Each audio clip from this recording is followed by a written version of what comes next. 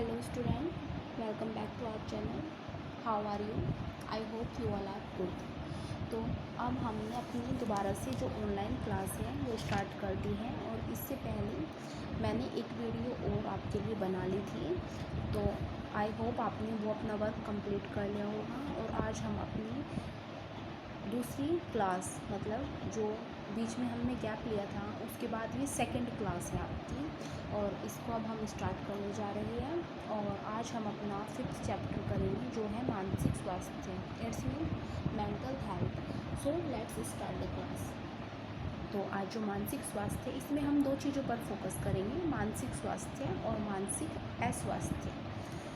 तो मानसिक स्वास्थ्य का अर्थ, परिभाषा, कारक, लक्षण, विद्यालय की भूमिका, शिक्षक की भूमिका, परिवार की भूमिका। मतलब मानसिक स्वास्थ्य के जो अवरोध होने में या उसके ग्रोथ होने में परिवार की क्या भूमिका होनी चाहिए, शिक्षक की क्या भूमिका होनी चाहिए, विद्यालय की क्या भूमिका होनी चाहिए, ये चीज़ें हम पढ़ेंगे। इसके बाद ऐसे ही हम मानसिक अस्वस्थता के बारे में भी पढ़ेंगे। तो आज हम अपना पहला क्वेश्चन, लॉन्ग क्वेश्चन इसमें तैयार करेंगे जो इस प्रकार है। इसमें आप दो क्वेश्चन को मिलाकर एक लॉन्ग क्वेश्चन बनाएंगे, जैसे कि मानसिक स्वास्थ्य एवं मानसिक स्वास्थ्य विज्ञान से आप क्या समझते हैं। बालक के मानसिक स्वास्थ्य के विकास में विद्यालय की भूमिका का वर्णन कीजिए। और जो ये 8th नंबर पर है ये भी आप इसी में लिखेंगे, मानसिक स्वास्थ्य को प्रभावित करने वाले कारकों की विवेचना कीजिए।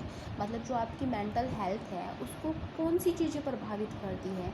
जैसे कि नॉर्मली आप देख लीजिए किसी बच्चे का दिमागी रूप से अगर वो कमज़ोर है, अस्वस्थ है, तो उसको क्या प्रभावित कर सकता है, वहाँ का वातावरण, समाज, परिवार, आर्थिक स्थिति, सामाजिक स्थिति, बहुत सारी चीज़ें। तो ये सारी चीज़ें हम बहुत आराम से और ध्यान से पढ़ेंगे। इन चीज़ों को आप याद करने के तरीके से नहीं पढ़ेंगे, बल्कि इन चीज़ों को आप अपने आसपास के वातावरण से सीखेंगे। जैसे कि आपके आसपास भी कभी कभी आप देखते हो कुछ बच्चे मेंटली क्या होते हैं, थोड़े अनहेल्दी होते हैं, तो वो क्यों होंगे, ऐसा क्या कारण होगा। तो ये सब चीज़ें हम इस तरीके से याद करेंगे। पहले हम पढ़ेंगे मानसिक स्वास्थ्य। मानसिक स्वास्थ्य का अर्थ और परिभाषा। मानसिक स्वास्थ्य व्यक्ति की एक दशा विशेष का द्योतक है। यह व्यक्ति की वह दशा है जिसमें उसका बाह्य वातावरण और बाह्य व्यवहार एवं मानसिक स्थिति सामान्य होती है। ये हम पहले मानसिक स्वास्थ्य के बारे में पढ़ रहे हैं, मतलब मेंटली हेल्दी व्यक्ति के बारे में। मानसिक स्वास्थ्य का संबंध अनेक बातों से होता है। जब व्यक्ति के व्यक्तित्व संबंधी समस्त पहलू पूर्ण रूप से सही हो तब उस व्यक्ति को पूर्ण रूप से स्वस्थ माना जाएगा। व्यक्तित्व के किसी भी पक्ष के अव्यवस्थित एवं असामान्य होते ही व्यक्ति का मानसिक स्वास्थ्य बिगड़ जाता है। मानसिक रूप से स्वस्थ व्यक्ति जीवन की विभिन्न समस्याओं से सरलता से समायोजन कर सकता है। जो मानसिक स्वस्थ व्यक्ति होगा, जिस व्यक्ति का दिमाग सही होगा, तो वो क्या होगा, उसके सामने कठिनाइयाँ बहुत आएगी जो नॉर्मली है हर व्यक्ति के सामने आना, लेकिन जो व्यक्ति इसको आराम से इसमें समायोजन कर ले तो वही क्या है, मानसिक रूप से स्वस्थ व्यक्ति है। और जो समायोजन न कर पाए और परेशान हो जाए उन चीज़ों को लेकर, तो कहीं ना कहीं वो उसका जो मेंटल हेल्थ है वो डिसबैलेंस हो जाती है। तो इसकी एक दो परिभाषाएं देख लेंगे। हैडफील्ड के अनुसार संपूर्ण व्यक्तित्व की पूर्ण एवं संतुलित क्रियाशीलता को मानसिक स्वास्थ्य कहते हैं। इसके बाद कुप्पुस्वामी के अनुसार मानसिक स्वास्थ्य का अर्थ दैनिक जीवन में भावनाओं, इच्छाओं, आकांक्षाओं एवं आदर्शों से संतुलन बनाए रखने की योग्यता है। इसका अर्थ जीवन की वास्तविकताओं का सामना करने तथा उनको स्वीकार करने की योग्यता है। बस आप ये दो जो डेफिनेशन है इनको ही देख लेंगे, इसके अलावा इसमें कुछ ज़्यादा याद करने का नहीं है। इसके बाद हमने कहा था मानसिक स्वास्थ्य को प्रभावित करने वाले कारक कौन कौन सी कारक है जो मानसिक स्वास्थ्य को क्या करते हैं, प्रभावित। एक है वंशानुकरणीय कारक, मतलब जेनेटिक कुछ रीजन्स होते हैं। जैसे कि मनोवैज्ञानिकों के अनुसार शिशु इस संसार में प्रवेश करते समय कुछ गुण व अवगुण अपनी माता के गर्भ से ही लेकर आता है। अतः कुछ बच्चों में जन्म से ही ऐसी विशेषताएं होती हैं कि वे साधारण विरोधी परिस्थितियों में समायोजन नहीं कर पाते तथा मानसिक रोगों के शिकार हो जाते हैं। मनोवृत्तियों के कारण प्राय वंशानुकरणीय विशेषताएं होती हैं, किंतु अन्य मानसिक रोग वंशानुकरण के कारण नहीं वरन वातावरण के कारण होते हैं।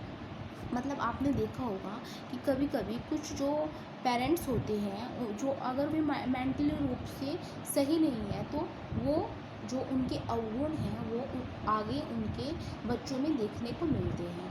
तो यही बातें यहाँ पर कही गई हैं कि एक जो मुख्य कारक है, मतलब एक कारण है मानसिक स्वास्थ्य को प्रभावित करने का, तो वो क्या है, वंशानुकरणीयता।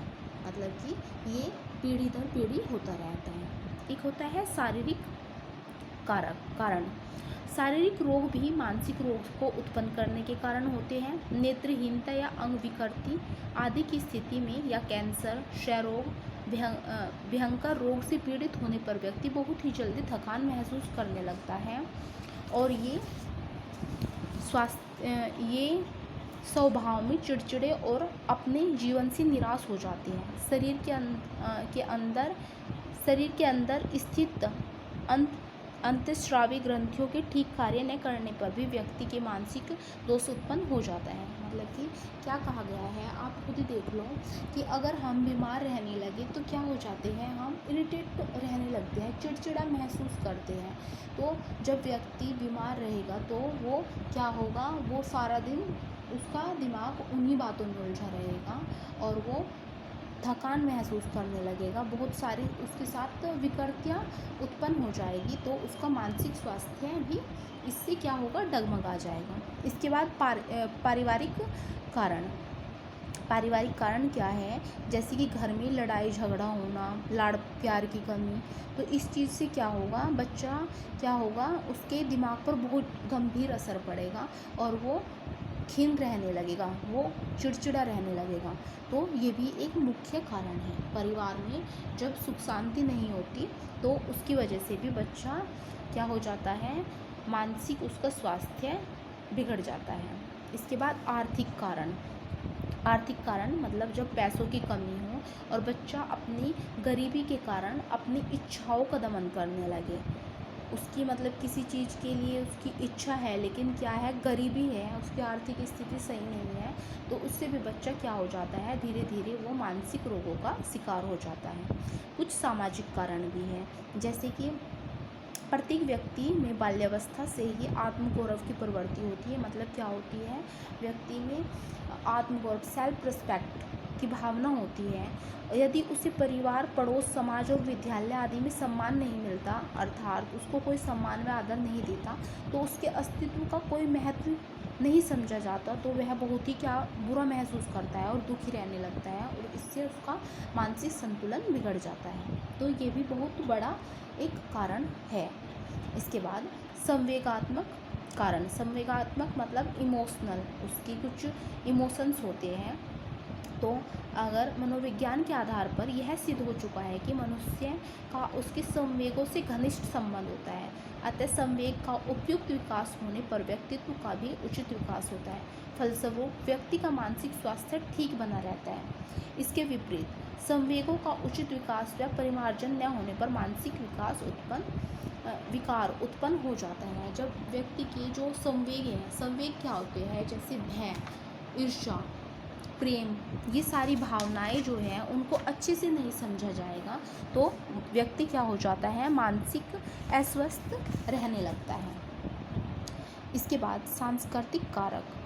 प्रत्येक समाज की अपनी कुछ विशेष मान्यताएं और परंपराएं होती हैं, लेकिन परंपरा भी कभी कभी मानसिक अस्वस्थता उत्पन्न करने का कारण बनती है। जैसे कि धर्म, संप्रदाय, जाति के व्यक्ति शहरीकरण, रोजगार आदि के कारण आपस में मिलते जुलते रहते हैं, और यदि उनमें सामंजस्य न हो पाए तो सामंजस्य की कमी, मतलब कि उनमें आपस में अच्छे से तालमेल न हो पाए तो इसकी कमी से भी मानसिक तनाव उत्पन्न होता है और बहुत सारे मानसिक विकार भी हो जाते हैं। जब हम अपने पास पड़ोस में रहते हैं और हमारे आसपास विभिन्न धर्मों के लोग रहते हैं और वो हमको अच्छे से ना समझ पाए और हम उनको अच्छे से न समझ पाए, तो इसकी वजह से भी सांस्कृतिक जो ये कारण है, इसकी वजह से भी व्यक्ति क्या रहने लगता है, मानसिक रूप से अस्वस्थ महसूस करता है। कुछ आकस्मिक कारण, मतलब कि एकदम से सडनली कुछ कारक ऐसे भी हो जाते हैं जिसकी वजह से भी व्यक्ति क्या हो जाता है, उसका मानसिक स्वास्थ्य खराब हो जाता है। जैसे कि कोई घटना हो गई, दुर्घटना हो गई और वो अपना मानसिक संतुलन खो बैठता है, तो ये भी कुछ इसके, मतलब ये जो हमने ऊपर बताए हैं, इससे अलग भी बहुत सारे कारण हो सकते हैं। तो मानसिक स्वास्थ्य को प्रभावित करने वाले जो कारक हैं वो है, एक तो वंशानुक्रम, एक है शारीरिक, पारिवारिक, आर्थिक, सामाजिक, संवेगात्मक, मतलब इमोशनली, सांस्कृतिक और आकस्मिक कारक। इसके बाद बालक के मानसिक स्वास्थ्य में पूछा है शिक्षक एवं विद्यालय की भूमिका, मतलब परिवार की भूमिका नहीं पूछी गई इस क्वेश्चन में, जब पूछी जाएगी तब हम उसको भी देख लेंगे। तो पहले इसमें पूछा है एक शिक्षक की, अगर कोई बच्चा आपके स्कूल में पढ़ता है और वो कहीं ना कहीं थोड़ा बहुत मानसिक रूप से क्या है, अस्वस्थ है, तो एक शिक्षक की क्या भूमिका होनी चाहिए और एक वहाँ की जो विद्यालय है उसकी क्या भूमिका होनी चाहिए उसको सही करने में, तो हम ये देखेंगे।